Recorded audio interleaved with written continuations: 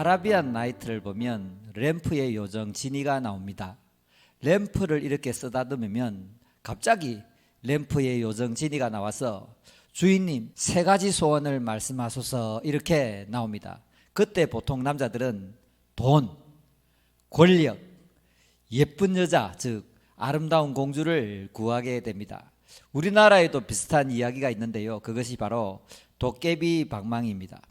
도깨비 방망이를 두드리면서 금 나와라 뚝딱, 은 나와라 뚝딱 하면 금과 은이 쏟아지는 거지요. 여러분도 가지고 싶지요? 이러한 이야기들은 단순히 재미있는 이야기가 아니라 인간의 욕망을 그대로 투영한 이야기입니다. 인간들은 자신들이 원하고 바라고 소원하는 것이 있으면 신이나 우상이나 초월적인 존재를 만들어 놓고 그 신이나 우상이나 초월적인 존재에게 자신의 욕망과 소원을 이루어 달라고 빌게 되는 것입니다.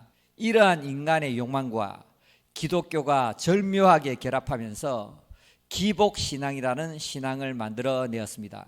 기복신앙은 하나님을 나의 욕망과 소원을 이루어주는 분으로 생각합니다. 심지어는 나의 유익과 만족을 위해서 하나님을 수단으로 이용하고 싶어 합니다. 더욱 무서운 것은 그것이 복음의 진리인 줄 철떡같이 믿고 있다는 것입니다. 복음을 잘못 알고 있기 때문에 그렇게 가르치고 배우고 심각한 부작용을 낳고 있는 것입니다. 예수님을 믿어주고 교회를 다녀주고 하나님을 섬겨줄 테니까 하나님은 내가 원하는 대로 내가 바라는 대로 무언가를 해달라는 것입니다. 예를 들면 돈을 많이 벌게 해달라는 거지요. 좋은 직장 주시고 성진하게 해주시고 성공 출세 부귀 영화를 나에게 달라는 겁니다. 인기욕과 명예욕이 강한 사람은 자신이 인정받는 환경을 만들어 달라고 하나님께 간구하는 것입니다. 하나님께서 권력과 파워와 힘을 주시면 자신이 원하는 대로 사람이나 환경을 조정하고 싶어 합니다. 또 어떤 사람들은 잘생기고 돈 많고 키 큰 배우자를 주세요. 또 어떤 사람들은 예쁘고 아름다운 몸매를 가진 애인을 주세요. 이렇게 자신의 욕망과 소원을 하나님께 간구한다는 것입니다. 이처럼 대부분의 성도들이 오직 자신을 위하여 하나님께 간구합니다. 자신의 생각대로 계획을 다 만들어 놓고 하나님에게 이대로 해달라고 쪼르는 것입니다. 그렇게 환경이 조성되지 않으면 짜증내고 원망하고 불평하고 심지어는 하늘에 대고 분노를 폭발하는 것입니다. 더 심할 경우에는 하나님의 사랑을 의심하고 교회를 떠나기도 합니다. 하지만 기도의 목적은 전혀 그런 것이 아닙니다. 원래 기도의 목적은 나의 요구를 관철시키는 것이 아니라 하나님의 뜻을 묻는 겁니다. 오늘 본문에도 그 진리가 분명하게 선포되고 있습니다.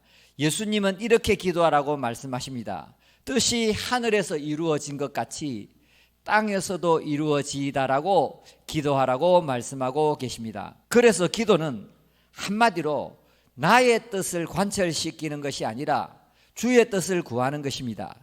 신학이란 한마디로 나의 뜻을 포기하고 주의 뜻을 구하고 순종하는 것입니다. 우리가 신앙생활하면서 인생을 살아가면서 이 진리를 분명히 알아야 합니다.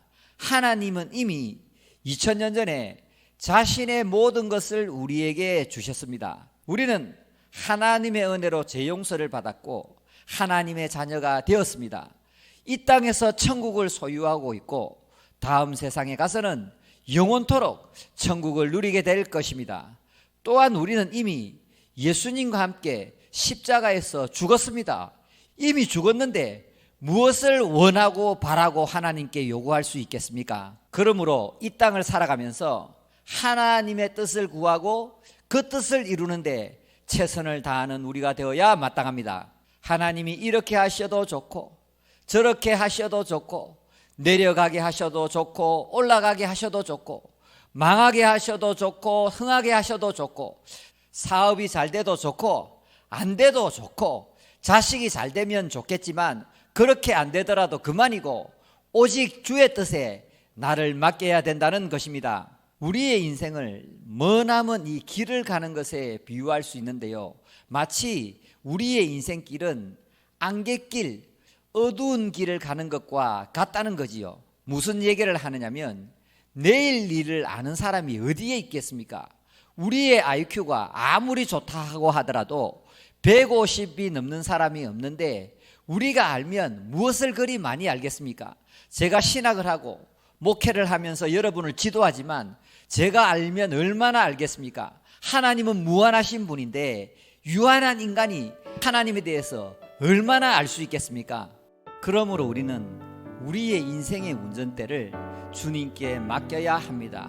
평소에 주님을 트렁크에 넣어두고 급할 때만 주여 주여 도와주시옵소서 이렇게 살아가지 마시고 나의 인생을 온전히 주님께 드리시기를 원합니다. 신앙이란 주님께서 나보다 더 나를 잘 알고 계시고, 내가 가야 할 길을 주님께서 훨씬 더 잘 알고 계시고, 주님께서 운전하셔야만 나의 인생을 정확한 목적지에 데려다 줄 수 있다는 것을 인정하는 것입니다. 마지막으로 어떤 문제나 결정이나 선택 때문에 고민하는 분들을 위해서 말씀드립니다. 오늘 이 메시지를 성령의 음성으로 들으시기를 원합니다. 우리가 인생을 살아가다 보면 여러 가지 선택과 결정의 문제를 만나게 됩니다. 자식 문제, 돈 문제, 사업 문제, 진로 문제, 또 교회를 떠날까 말까 하는 교회 문제, 영적인 문제, 다양한 문제들을 만나게 되는데요, 그때에 나의 뜻과 주의 뜻이 부닥치는 경우가 있습니다. 선악과를 따라갈 것인가, 십자가를 따라갈 것인가, 넓은 길로 갈 것인가, 좁은 길로 갈 것인가. 그러한 경우에 만일 여러분이 자신의 생각과 고집을 버리지 못하고 자신의 뜻대로 살아간다면 당장은 속이 시원하고 편하고 잘 되는 길일지 몰라도 그 길은 시간이 갈수록 망하는 길입니다. 하나님도 잃어버리고 천국도 못 누리고 세상의 것들도 잃어버릴 수 있습니다. 반대로 여러분이 자신의 생각과 고집을 내려놓고 주의 길을 쫓아간다면 당장은 어렵고 괴롭고 고통스럽고 수치스럽고 억울할지 몰라도 시간이 지날수록 역전이 될 것입니다. 하나님도 얻고 천국도 누리면서 이 세상은 보너스로 얻을 수도 있습니다. 그러므로 우리는 나의 뜻을 버리고 주의 뜻을 구하고 순종해야 합니다. 하늘에서 하나님의 뜻이 이루어진 것처럼 땅에서도 나를 통해서 하나님의 뜻이 이루어지길 원합니다. 나의 원대로 마옵시고 아버지의 원대로 되기를 원하나이다. 뜻하신 그곳에 나 있길 원하오니 주여 나의 길을 인도하여 주시옵소서.